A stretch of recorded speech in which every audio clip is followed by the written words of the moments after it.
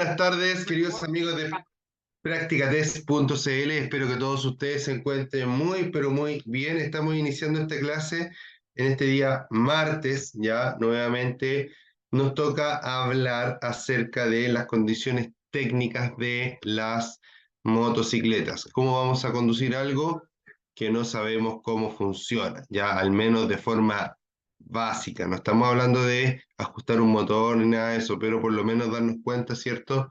Cuando la cadena está suelta, por ejemplo. ¿Ya?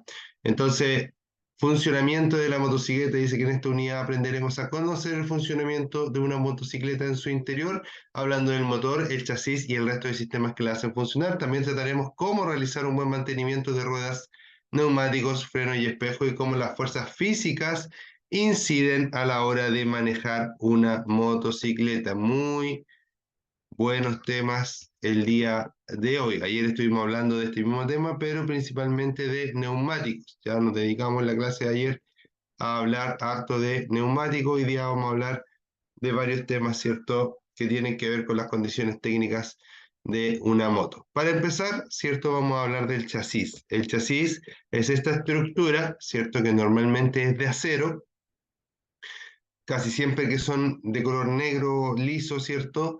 Son de acero, ¿ya? Pero también podrían de ser de otros materiales como aleaciones ligeras con aluminio, ¿cierto? Fibra de carbono, etcétera. Ya, aleaciones ligeras, materiales compuestos y acero. Es como lo más común en chasis, ¿ya? Aunque por lejos lo que más se utiliza es el acero porque obviamente es más barato, ¿ya? Entonces, para empezar, ¿cierto? Dice que el chasis o bastidor, ¿cierto? Que podemos encontrar chasis también en los autos, en los camiones, vamos a encontrar chasis, ¿cierto? Es el esqueleto del vehículo, ¿ya? Ahí vamos a instalar el motor, vamos a instalar las ruedas, las suspensiones, todo lo necesario, ¿ya? Las suspensiones de la motocicleta, ¿cierto? Se dividen principalmente en la horquilla, que es la suspensión delantera, y el brazo basculante, que es la suspensión trasera, ¿ya? Súper importante. Ambas, ambas funcionan con un elemento elástico que por lo general es un resorte, ¿cierto? Que se puede comprimir y se devuelve a su posición, y un elemento amortiguador que, para que ustedes me entiendan, ¿cierto? Es como una especie de bombín, ¿ya? ¿Se han fijado que el bombín es un vástago que entra, ¿cierto?, dentro de un cilindro un poco mayor? Bueno, estos amortiguadores normalmente trabajan en su interior con aceite y algunos también se ayudan con un poco de gas, ¿ya? Eh, pero en el fondo, adelante y atrás funciona más o menos bajo el mismo concepto, ¿ya? Una parte de suspensión que la da este amortiguador, o sea, perdón, este espiral, ¿cierto? O este resorte, nos da la suspensión o la altura, que es más o menos lo mismo, y la amortiguación que la da el elemento amortiguador, que es lo que yo les digo que trabaja o con aceite, o con gas, o con aceite y gas, etcétera. ¿Ya? Entonces, la horquilla, ¿cierto? Son las dos barras que bajan hasta la rueda delantera. El brazo basculante son las dos barras que se van desde la moto hacia atrás y agarran la rueda trasera. Acá dice que la horquilla va puesta al chasis por el cabezal de dirección a través de rodamientos o cojinetes. Ya los rodamientos o cojinetes son elementos que permiten disminuir la fricción de dos cosas que están rozando. ¿Ya? Si yo tengo dos cosas, dos piezas que están rozándose continuamente y le pongo un rodamiento entre medio, ¿cierto? Esto me va a permitir, ¿cierto?, girar mucho más suave, eliminar mucho el roce, ¿cierto?, y controlar también ese movimiento. Entonces, la horquilla va puesta al chasis por el cabezal de dirección a través de rodamientos o cojinetes. Habitualmente la horquilla delantera posee amortiguadores telescópicos, mientras que la suspensión se realiza gracias a la acción de un resorte de tipo tornillo o espiral. El brazo basculante mantiene la rueda y la suspensión trasera. Esta suspensión consta por lo general de resortes en espiral y amortiguadores telescópicos. Trabajan generalmente con aceite, que es lo que yo les estaba comentando, Y además de eso, yo puedo regular el peso del conductor, ¿cierto?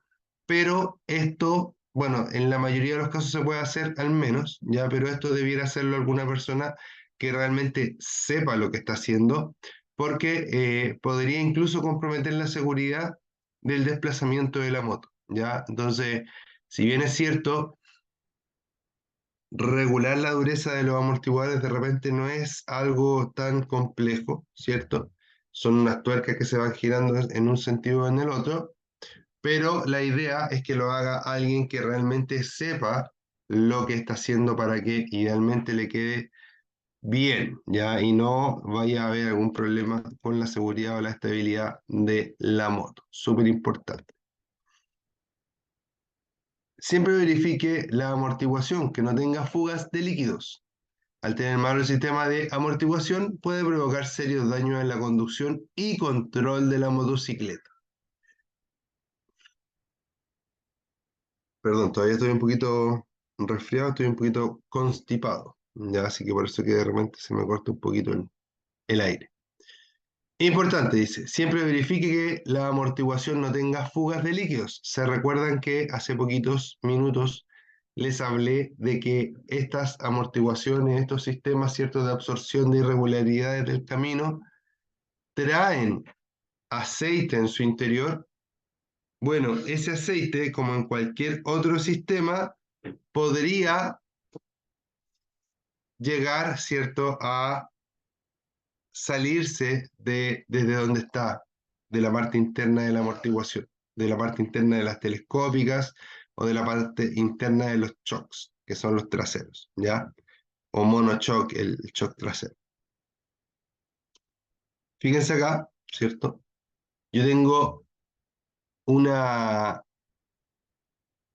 bueno, voy a mostrar esto, a esto se le llama monoshock trasero, aunque hay algunas amortiguaciones que trabajan, ¿cierto?, desde aquí hasta acá y lleva una a cada lado, ¿ya? Aunque es súper común en la actualidad ver shock. Estos que van, perdón, estos que van aquí por los lados, ¿cierto? Normalmente se ven un poquito más en motos como más antiguas y en algunos modelos clásicos, ¿cierto? Motos básicas, así se ven con ese tipo de amortiguación y en algunos modelos que no son básicos, pero que pretenden ser lo más clásicos posible. Entonces, siguen ocupando ese tipo de amortiguación doble atrás. Ya por lo general vamos a encontrar esto que es un shock, ¿cierto? Un monoshock, como se conoce comúnmente. Bueno, delante también estuvimos o estuve hablando, ¿cierto? Acerca del cabezal de dirección. Esta cosita que está aquí, este tubo que está aquí, ¿ya? Este tubo permite, ¿cierto? Que este tubo permite que la amortiguación puede, o sea, perdón, que el tren delantero, que es la amortiguación, la rueda, el manubrio y todo eso, pueda girar, ¿ya? Y a esto, a esta pieza de acá, se le llama cabezal de dirección, ¿ya? Importante. El cabezal de dirección, eh, aparte de su función mecánica, ¿cierto? También en las motocicletas tiene una función de identificación, porque en esta zona de aquí viene inscrito el chasis de nuestra moto, ¿ya? ¿Y qué es el chasis? Es el root de la moto, más importante inclusive que la, más importante que la patente, perdón, se me había ido ese término. Más importante inclusive que la patente. ¿Por qué? Porque el chasis es inalterable. La patente en alguna ocasión, de alguna forma, inclusive un vehículo podría cambiar de patente, pero de chasis nunca, nunca, nunca, nunca, ¿ya? Entonces, mucho ojo ahí con esto. 2.2, el motor, dice. Como en los automóviles, también es el corazón de la motocicleta, pero existen dos tipos de motores más comunes, que son los de 2 tiempos y los de 4 tiempos, ¿ya? Entonces, nuestro querido motor, ¿ya? Ahí el corazón de cualquier vehículo, ¿ya? En la actualidad están siendo reemplazados por motores eléctricos, pero todavía no está dicha la última palabra, no se sabe, en realidad nadie se atreve, así que yo se lo digo como dato, a decir lo que en realidad va a pasar con los vehículos eléctricos, con las baterías y con todo lo que significa esta nueva era, entre comillas. Ya nadie todavía se atreve a decir qué es lo que va a pasar, así que tranquilos ahí, todavía no se van los motores de combustión. Ya se dice en algunas partes que de aquí a tantos años más, pero ahí está por verse todavía, creo yo. ¿Ya? Y por eso también hay tanta variedad de tecnologías coexistiendo en la actualidad, porque nadie sabe realmente para dónde va a ir la cosa 100%. ¿Ya? Tenemos en motores, por ejemplo, o en formas de empujar un auto, tenemos el que ya conocemos, que es este que está acá, que es un motor a combustión. Después tenemos un híbrido, que es un motor a combustión con eh, asistencia eléctrica, ¿cierto? Después tenemos híbrido enchufable, después tenemos vehículos eléctricos de rango extendido. Tenemos un montón de cosas, queridos amigos, que ver, ¿ya? Y también en las motos están pasando hartas cosas con respecto a eso, ¿ya? Bueno, eso es un datito más que nada nomás ahí. Ya, entonces, volviendo al tema, el motor puede ser de 2 o de 4 tiempos en las motos, ¿cierto? Hablando de lo más tradicional, ¿ya? Hablando de lo más tradicional, las motos pueden ser de 2 o pueden ser de 4 tiempos. ¿Qué significa que una moto sea de 2 tiempos o de 4 tiempos? Esto se relaciona directamente con el motor, ¿ya? El motor de 4 tiempos se llama así porque el motor, imagínense, no sé si ustedes saben, pero dentro de los motores, dentro de esto, hay un cono, perdón, un tubo, un cilindro, ¿ya? O un tubo, ¿ya? Ustedes entienden mejor con un tubo, sino un cilindro, ¿ya? En este tubo o cilindro, por dentro se mueve un pistón que sube y que baja, ¿ya?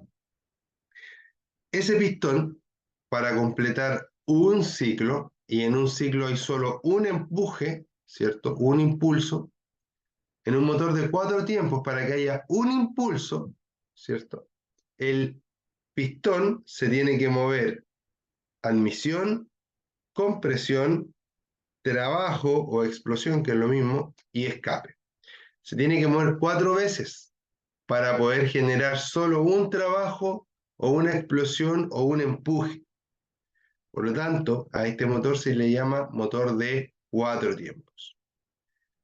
En cambio, ¿cierto? Hay otro motor que se llama motor de 2 tiempos, que tiene una arquitectura distinta, una tecnología distinta, ¿cierto? Y que hace que esto suba y baje de forma muy rápida, ¿ya? Y que en una subida y una bajada ya estén todos esos ciclos que yo describí antes en 4 movimientos, acá lo hace solo en 2, ¿ya? ¿Cuál es la diferencia entre ambos? ¿Ya? Claramente son muy distintos, ya son tecnologías distintas, los dos son motores, los dos sirven para motocicletas, pero son tecnologías súper distintas. Para empezar, un motor de 4 tiempos tiene más piezas, ya porque tiene válvulas, ¿cierto? Tiene distribución, etcétera. Ya no hay hilar tan profundo ahí, pero podríamos decir que tiene más piezas, ya al menos tiene válvulas. Eh, y el motor de 2 tiempos, ya tiene menos piezas, no tiene válvulas, ya para empezar. Ahora, ¿por qué no se utiliza el motor de 2 tiempos en la actualidad? Principalmente porque el motor de 2 tiempos es altamente contaminante. Perdón, altamente contaminante. ¿Y por qué decimos que el motor de 2 tiempos es altamente contaminante? Bueno, principalmente porque el motor de 2 tiempos, para funcionar, tiene que mezclar la gasolina que quema para la explosión con aceite, ¿ya? Y por lo tanto, siempre que el motor esté funcionando, estará quemando aceite, ¿ya? Siempre que el motor esté funcionando, estará quemando aceite. Entonces, mucho ojo con eso, queridos amigos, ¿ya? Ahora, los motores de 4 tiempos no queman aceite, al menos intentan no quemar aceite. ¿Por qué hago esta aclaración? Porque algunos van a pensar, oye, pero yo conozco a tal persona y me dijo que su auto quemaba aceite, o sea que de 2 tiempos, probablemente no. Ya la inmensa mayoría de los motores en la actualidad son de 4 tiempos. ¿Ya? ¿Hay motores de 2 tiempos puestos en moto y en autos? Sí, pero en motos y en autos antiguas. Ya yo diría que motos hasta el 85, 90 más o menos de uso urbano, siempre hablando de uso urbano. Llegaron por ahí varias motos con motores ciertos 2 tiempos. En la actualidad, no sé si quedará alguna, pero si es que queda, va a ser muy mínimo, muy poca presencia en el mercado. Ya la inmensa mayoría del mercado en la actualidad va a ser con motores de 4 tiempos. ¿Ya? Ya, entonces, recuerden, los motores de 2 tiempos contaminan más que los motores de 4 tiempos. Por eso los motores de 4 tiempos han proliferado por sobre los de 2 tiempos. Ahora, los motores de 2 tiempos tienen una forma de entregar la potencia mucho más agresiva. Por lo tanto, en ciertas disciplinas del motociclismo vamos a encontrar que siguen utilizando motores de 2 tiempos. ¿Ya? Las motos con motores de 2 tiempos realmente son un cañón, ¿ya? Un cañón, son muy, muy rápidas y entregan la potencia de forma bestial, podríamos decir. ¿Ya? Yo cuando era chico alcancé a ver muchas motos de 2 tiempos, ¿cierto? A verlas nomás porque en ese tiempo no sabía manejar y no creo que alguien me haya prestado una moto. Yo era chico, pero realmente era distinto el empuje que tenía la moto de 2 tiempos a la moto que es de 4 tiempos. ¿Podemos llegar a las mismas potencias? Probablemente sí, ya cambiando obviamente la cilindrada y todo eso, pero la forma de entregar la potencia en un motor de 2 tiempos es mucho más agresiva, mucho más rápida, ¿ya? Ahora, es importante, ¿cierto?, entender que se siguen utilizando motores de 2 tiempos en muchas áreas, ¿ya? Por ejemplo, las cortadoras de pasto muchas veces son de 2 tiempos, ¿ya? Las motosierras muchas veces son de 2 tiempos. Una diferencia bien clara, ¿cierto? Cuando yo veo un motor de 2 o un motor de 4 tiempos, es su sonido. Ya, el motor de 2 tiempos es motor que suena wing, wing, así como bien apretado. ¿Ya? En cambio, el motor de 4 tiempos es el que suena más. En cambio, el otro wing, suena mucho más. Es como que es como más agudo el motor de 2 tiempos, por decirlo así. ¿Ya?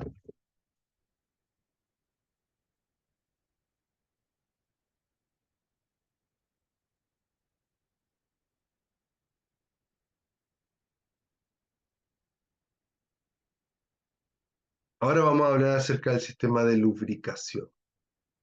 ¿Qué es la lubricación? La lubricación es disminuir el roce, ¿ya? Si yo tengo dos cosas que se están frotando, por ejemplo, ¿cierto? Tengo mi celular acá y tengo mi llave acá, ¿cierto? Si yo hago esto acá, ¿cierto? Hago esto y hago esto.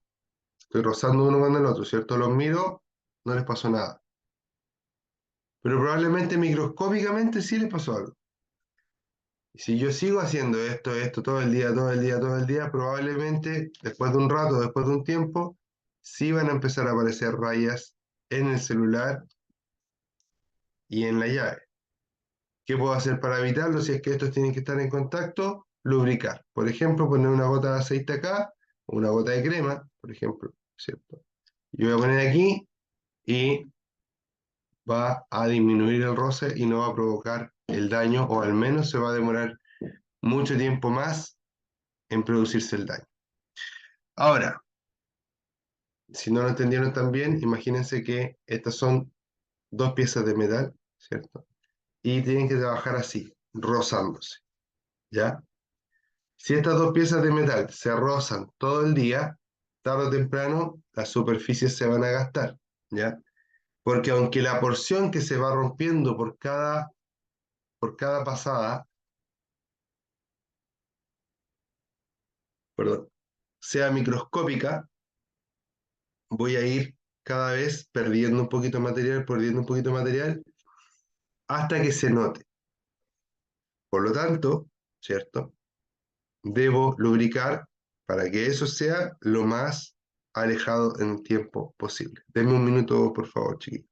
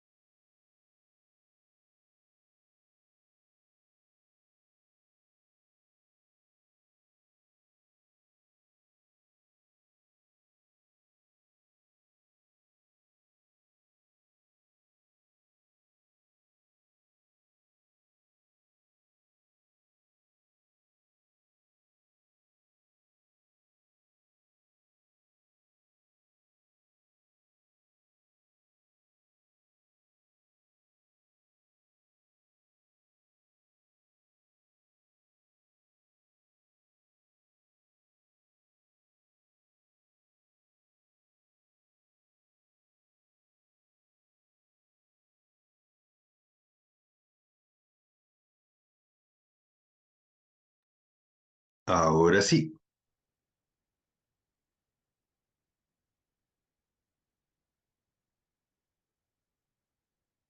ahora sí. Vamos a buscar un vasito de agüita. Ya, ahora sí. Entonces, vamos a hablar ahora de la lubricación. Ahora, ¿se acuerdan que hablamos de los motores de dos tiempos y los de cuatro tiempos? Bueno, si bien es cierto, vuelvo a decir, los dos son motores, pero tienen un funcionamiento distinto.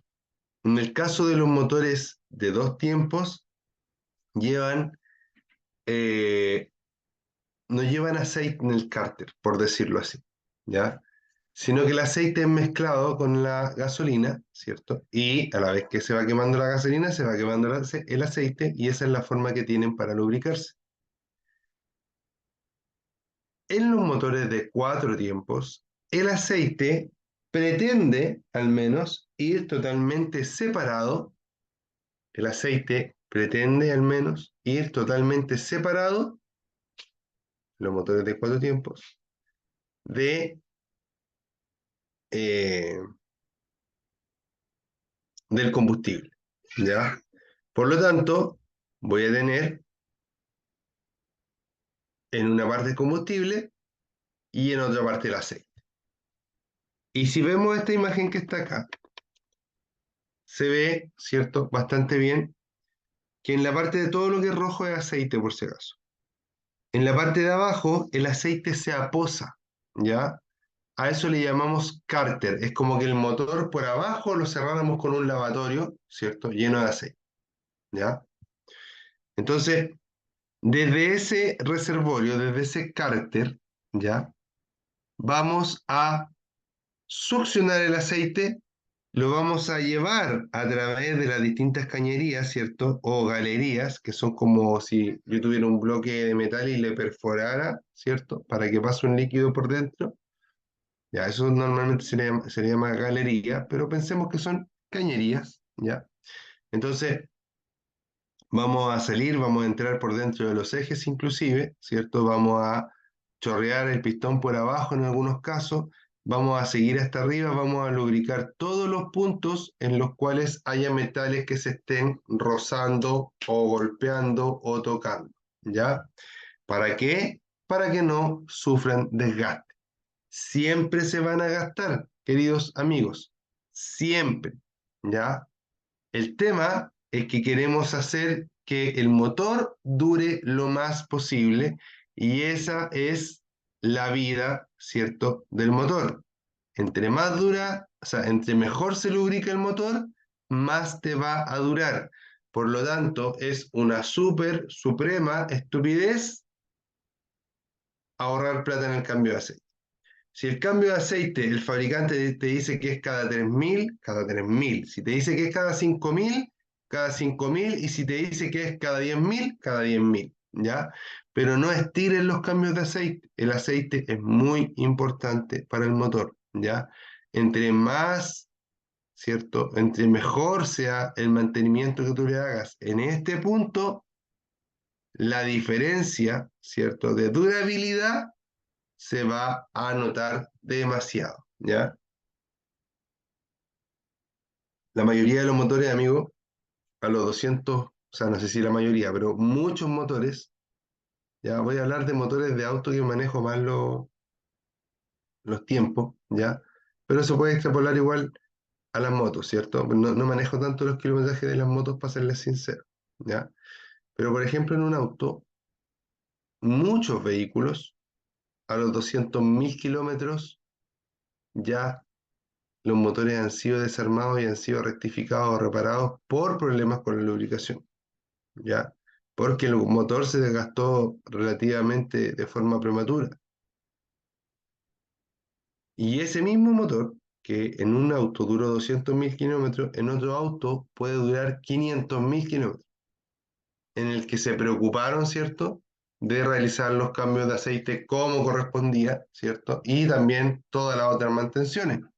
Porque si yo solo le cambio aceite y nunca le cambio el coolant, por ejemplo, el coolant se vuelve ácido dentro de los motores y le empieza a hacer un poco de daño, ¿ya? Quizás no es un daño tan extremo, ¿cierto? Pero en el tiempo se va a ir notando, ¿ya? Entonces, siempre hacer los cambios de todo lo que se necesita hacer, el cambio totalmente a tiempo, ¿ya? ¿Para qué? Para que alarguemos lo más posible la vida útil de nuestro vehículo.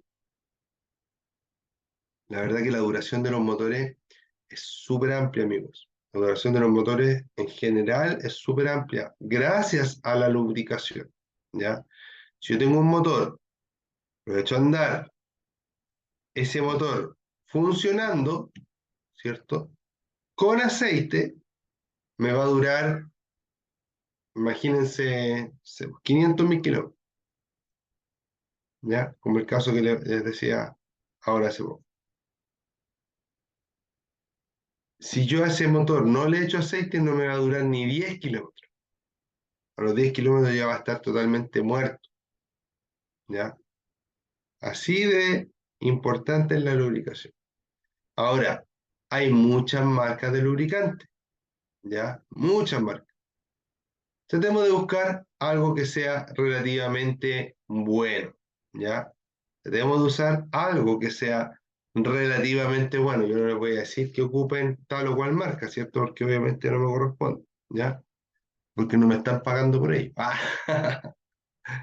Pero sí les voy a decir que en general no son tanto los aceites que son malos, malos, ¿ya? Pero los aceites de moto, sobre todo esos motos de baja cilindrada, se ocupa muy poca cantidad. A veces 1 litro, 1,300 litros, 1,500 litros, ya 2 litros, por ejemplo, ¿ya? Obviamente las motos más grandes eso cambia un poco, pero en la mayoría de las motos que circulan son motos de baja cilindrada, ¿ya? Y en esas motos de baja cilindrada el mantenimiento es súper barato. Entonces, fíjate, si yo tengo, hay 1 litro de aceite, mi moto, póngale que ocupe 1 litro de mi moto de aceite. Claro, yo tengo un aceite que vale 5.000 pesos y tengo un aceite que vale 14.000 pesos. Probablemente el de 14 sea mejor, no necesariamente, pero probablemente, ¿ya? No es tan difícil llegar a comprar ese aceite de 14, ¿ya? Distinto sería si la moto usara 6 litros. Ahí claramente se multiplica por mucho la diferencia, ¿cierto? Se multiplica por 6. Pero si necesito un puro litro de aceite, necesito 1,5 litros, ¿cierto? Si yo compro 3 litros me alcanza el tiro para 2 cambios, ¿ya? Entonces, si uno es ordenado, ¿ya? Yo lo que voy haciendo es comprando, ¿cierto?, el aceite, o lo que trato de hacer en realidad, tampoco siempre me funciona, eso es comprar el aceite, ¿cierto? Y mi moto actual usa 1,325 litros más o menos de aceite, ¿ya? Entonces, yo sé que un aceite, ¿cierto? Me dura para 3 veces. eh, la primera vez compro 2 litros, por ejemplo, la segunda vez compro solo 1 litro porque me quedó, y la tercera vez compro solo 1 litro porque me quedó de la primera vez, ¿ya? Entonces, si somos ordenados, también podemos gastar menos plata, ¿cierto? Y mantener nuestra moto en las mejores condiciones que recomienda el fabricante, ¿ya? Es importante la lubricación, muy importante. Y lo otro, los filtros de aceite, ¿ya? Idealmente siempre la mantención y en realidad todos los repuestos idealmente originales, porque no siempre, pero puede haber un abismo de diferencia entre un repuesto y otro. Los dos le van a hacer, pero no los dos le van a servir, ¿ya? Los dos le van a hacer, en el caso de los filtros de aceite, pero no los dos lo van a proteger, ¿ya? Entonces, mucho ojo con eso. Entonces, los sistemas de lubricación, dice, en los motores de 4 tiempos tiene un sistema de lubricación independiente, como les acabo de decir, ¿ya? El aceite no se mezcla con el combustible en los motores de 4 tiempos, eso puede aparecer en una prueba. Una bomba de aceite envía el aceite a presión a los diferentes puntos del motor para disminuir la fricción, refrigerar el motor y evitar el desgaste de las partes móviles. ¿Y cómo sé que el sistema de aceite, esto también puede aparecer en una prueba, cómo sé que el sistema de aceite, el sistema de lubricación está fallando en un auto, en una moto, en un camión, en un avión, no sé, pero por lo menos auto, moto y camión sí sé, ¿ya? ¿Cómo voy a saber? Porque en el tablero me va a prender una luz testigo que va a decir check engine, ¿ya? Porque en el tablero me va a aparecer una luz testigo que va a decir check engine, ¿ya? Este check engine, o sea, no va a decir check engine, perdón, me equivoqué, por eso me quedé pensando. No va a decir check engine, disculpen. Va a decir, va a aparecer como una lamparita de Aladino, ¿cierto? Roja, y esa lamparita roja me va a decir que falta presión de aceite. También se podría prender el check engine, pero para el aceite tengo esta lámpara específica, ¿ya? Para el aceite tengo esta lámpara específica que normalmente empieza como a titilar, porque los problemas de aceite normalmente se van dando como de a poco. Si yo tengo problemas de aceite, no puedo hacer andar el motor. Si se me prendió la luz de aceite, va a ser mucho más seguro que yo llame a una grúa y que me lleven la moto en grúa a que yo me arriesgue a irme así nomás porque a lo mejor es la luz la que está mala y no es el motor, ¿ya? Lo más probable cuando pasa esto es que sí sea el motor, ¿ya? Ahora, la luz de presión de aceite se prende por dos cosas. Uno, se prende porque no tiene aceite, ¿ya? Es decir, basta con echarle aceite nuevo y el problema se va a ir. Pero eso no puedo esperar en mi caso para hacerlo. Si la luz de aceite se me prendió, tengo que echarle aceite ahí en ese lugar o llevarme la moto sin echar a andar el motor en grúa, por ejemplo. ¿Ya? Y la otra forma en la que se puede prender la luz de aceite es que tengo aceite, pero la bomba que levanta el aceite y lo tira hacia arriba con presión, esa se dañó. ¿Ya? O por algún motivo no hay presión de aceite. En ese caso, si no hay presión de aceite, ¿cierto? También corro serios riesgos de fundir la moto. Tengo el aceite en el nivel máximo, pero se me prende la luz, problemas probablemente con el bombeo del aceite, con la presión. No se levanta la presión suficiente para que el motor se pueda lubricar de forma correcta, ¿ya? Después dice que siempre debo controlar el aceite con las pautas del fabricante. En un motor de 2 tiempos, el combustible se mezcla con el aceite para su funcionamiento. Eso ya lo hemos hablado harto, ¿ya? Ya vimos cómo pasaba el aceite de un lado al otro, etcétera, ¿ya? Y ahora vamos a hablar un poquito del sistema eléctrico. En el sistema eléctrico tengo la batería, ¿ya? Chiquillo, en las motos, el equilibrio del sistema eléctrico es muy, muy delicado, ¿ya? Yo empecé a andar en moto, no sé en qué año empecé a andar en moto, pero anduve harto en moto, ahí así suena mejor. Anduve harto en moto por ahí por el año 2013-2014, ¿ya? 2012, 2013, 2014, esos fueron los años que más anduve en moto.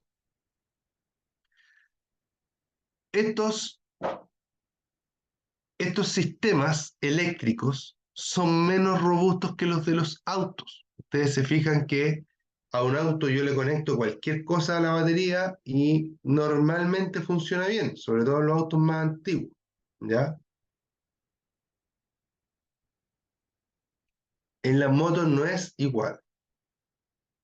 Tenía casos en ese tiempo, 2013, que les digo 2012, 2013, 2014, y yo andaba con grupos de motos en los que algunos amigos le ponían, por ejemplo, luces de xenón a su moto, y a la moto se le empezaba a descargar la batería, después no partía, se paraba, solamente por haberle puesto luces de xenón. En algunos casos, por ponerle un cortacorriente, ya quizás no tan bien instalado, también bajaba las tensiones de la batería de las motos. ¿Por qué? Porque las baterías de las motos también son así, chiquititas, ¿ya? Es importante entender, ¿cierto? Que la batería de la moto mientras la moto está funcionando, se está cargando continuamente, ¿ya? Por medio de un elemento que se llama magneto, ¿ya? O también le llaman eh, estator, ¿cierto? Rotor, distintos nombres. Como más lo conozco como magneto, ¿ya? Eso es igual que un alternador o al menos muy parecido, el principio es el mismo. La diferencia es que el alternador produce mucha energía y este magneto, este sistema de la moto, no produce tanta. Por lo tanto, cualquier cosa que chupe un poco más de energía provoca, ¿cierto?, que la batería se empiece a desgastar, ¿cierto?, y que no cumpla su función de poner en funcionamiento la moto de nuevo. ¿Ya? Importante. Entonces, sistema eléctrico dice, la batería dice que la energía eléctrica para las luces procede de la batería. Sin embargo, nosotros sabemos también, ¿cierto?, que la batería a su vez está siendo cargada por este magneto. Además, las baterías en su interior, ¿cierto?, contienen ácido sulfúrico, el que podría inclusive derramarse hacia el exterior. Cualquier daño en una batería es causal de eliminación o de cambio, ¿ya? ¿Qué daños pueden aparecer en una batería? Primero, que se caliente o se infle, ¿ya? Si la batería noto que se está calentando, se saca y se cambia. Si noto que la batería tiene alguna deformidad, se saca y se cambia, ¿ya? Y también, si es que noto, ¿cierto?, que la batería está juntando como un sedimento blanco por fuera, ¿ya? Eso también significa que se está evaporando lo que la batería tiene adentro y está teniendo muchas emisiones esa batería, ¿ya? Esa batería también debería ser reemplazada, ¿ya? Las baterías duran aproximadamente 3 años, ¿ya? De uso normal. Si ya a la batería tú le ves cualquier símbolo y más encima 3 años, no hay donde perderse, cámbialo, porque así va a evitar quedar un día en pana, ¿cierto?, en medio de la nada. Después, esto habla, ¿cierto?, de los fusibles.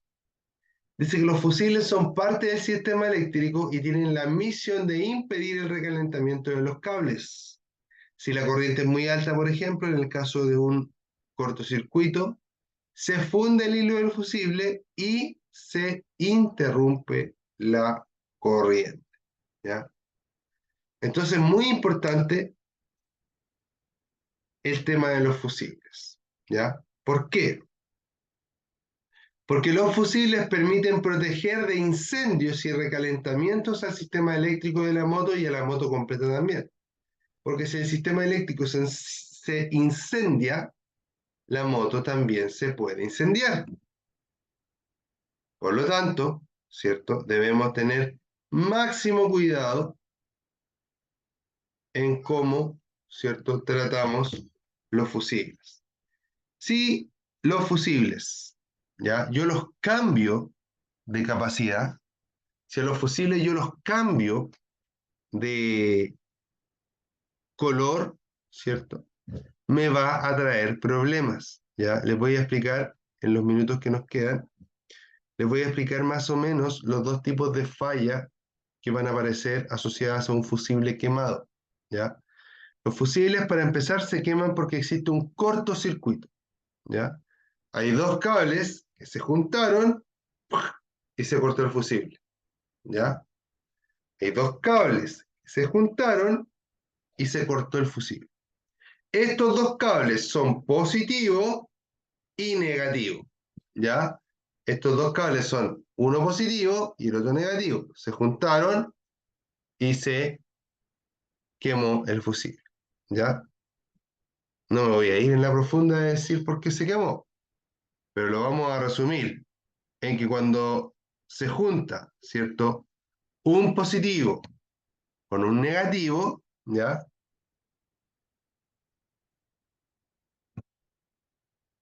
Produce temperatura, ¿ya? Un positivo con un negativo solo deberían juntarse en una carga, con una carga de por medio que va a hacer de resistencia. Cuando se junta positivo y negativo, ¿cierto?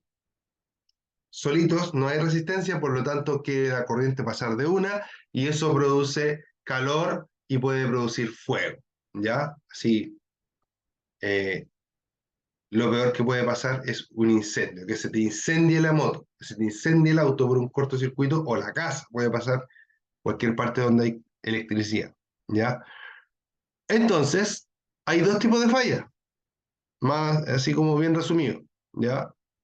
Una en la que estos dos cables se juntan y cortan el fusible, ¿cierto? Se separan y al separarse, eh, yo voy a... Imaginemos que la moto pasó por un hoyo. Los cables se tocaron, quemaron el fusible, pero después se separaron. Yo voy a cambiar por un fusible nuevo y la moto va a volver a andar normal. No va a necesitar nada más. Porque los cables se separaron. Y de hecho, probablemente se me va a hacer difícil encontrar dónde estuvo la falla en ese momento. Yo, mi moto actual, me pasó esto, por eso les pongo ese ejemplo, ¿ya? Y hasta el día de hoy nunca más volvió a fallar, porque fue en un momento en que la moto quizás se sacudió mucho, ¿cierto? Tocó dos cables, o un cable positivo tocó con el chasis, que también podría ser, porque el chasis entero de la moto está cargado negativamente, para que ustedes sepan, ya en un auto también. Y cuando hace esto, se corta el fusible. Pero como se separaron, pongo un fusible nuevo, listo, ni un problema. Pero hay un segundo caso, en el que los cables se juntaron y quedaron pegados, ya porque se genera un arco eléctrico. En ese caso, quedan pegados y no se pueden separar, ¿cierto? Por sí solos. Yo voy a poner un fusible nuevo y se va a volver a quemar. Y voy a sacarlo y voy a poner otro y se va a volver a quemar. Y ahí es cuando viene el problema, porque la gente que lamentablemente no entiende cómo funcionan los fusibles, ¿cierto? Lo primero que piensa es poner un fusible más grande. O en vez del fusible, ponerle un pedazo de cobre, que es peor aún. ¿Y qué sucede ahí? Que en vez de que se corte y se proteja el sistema empieza a funcionar. Si yo tengo un fusible de 10 amperes y le pongo uno de 30 o de 20, a lo mejor no se va a quemar al tiro ese fusible, pero el sistema completo va a trabajar con exceso de temperatura. Y eso va a hacer que el, el circuito se incendie. Eso es lo peor que puede pasar, junto con el circuito de la moto entera inclusive.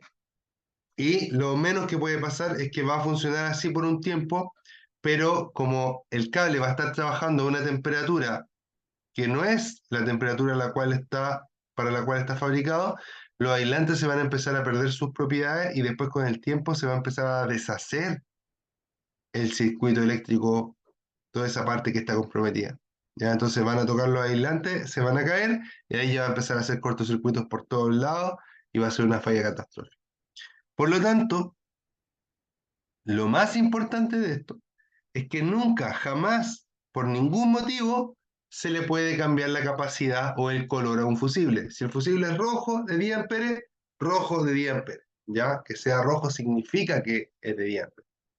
¿Ya? Pero nunca se le cambia ni el color ni la capacidad de amperes a los fusibles. Si la moto viene con uno de 10 en esa parte, muere con uno de 10. No se le puede cambiar, a no ser que yo cambiara todo el sistema eléctrico, ¿ya? Y pusiera cables más gruesos, etcétera, ¿ya? Pero eso es muy poco común. Queridos amigos, hemos llegado al final de esta clase. El día de hoy estuve solito, no se conectó nadie a compartir conmigo. Pero bueno, vamos a seguir, ¿cierto? Los próximos días, esperando que tener más participación, ¿cierto? De mis queridos alumnos, que sé que probablemente están viendo esta grabación y les mando un saludo. Me imagino que no pudieron conectarse, ¿cierto? Pero para eso queda la grabación, para que la puedan ver a cualquier hora del día o de la noche. Nos vemos, cuídense mucho. Mi nombre es Ricardo Cornejo y esto es practicatest.cl. Chao, chao amigos, cuídense, que estén bien, que tengan